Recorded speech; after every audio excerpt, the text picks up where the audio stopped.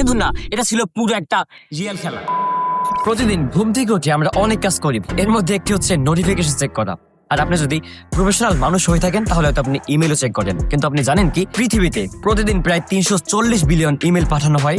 কিন্তু মজার ব্যাপার হলো, এই যে ইমেল পাঠানোটা, এটা শুরু হয়েছিল একটা সাধারণ ভুল বা গ্লিচ থেকে। গল্পটা শুরু 1971 সালে।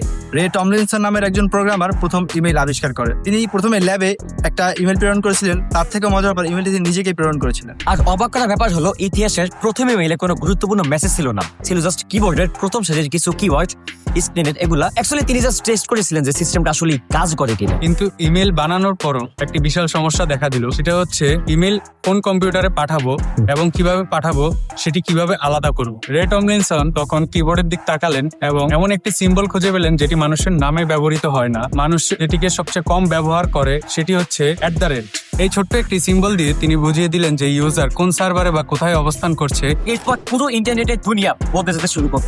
1996 সালে হটমেইল এসে পুরো ইমেলটাকে ফিরে করে দিল।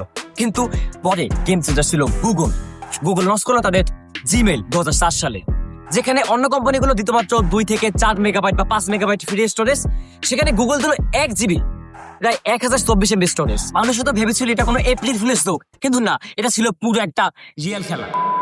এবং এই গুগলই পুরো ইমেলের মার্কেট পুরো একদম পুরো লেভেলে চেঞ্জ করে দিয়েছিল। তো আজকের দিনে ইমেল শুধু আর মেসেজ পাঠানোর জায়গা না, এটি হচ্ছে আপনার ডিজিটাল আইডেন্টিটির একটি পাসপোর্ট। ইমেল ছাড়া আপনি আপনার ফেসবুক অ্যাকাউন্ট বা ব্যাংক অ্যাকাউন্ট এখন কল্পনা করার বাইরে। 50 বছর আগে যেটা ছিল শুধুমাত্র ল্যাব টেস্ট, সেটা আজকে আমাদের জীবনের সাথে ওতপ্রোতভাবে জড়িত। এটাকে আপনি একটা স্প্যাম হিসেবে ব্যবহার করবেন নাকি আপনার ক্যারিয়ার বিল্ড আপের জন্য ব্যবহার করবেন, সেটা একান্তই আপনার চয়েস। আপনি ব্যক্তিগত জীবন বা প্রফেশনাল জীবন যেখানেই যান, ইমেইলের গুরুত্ব অপরিসীম।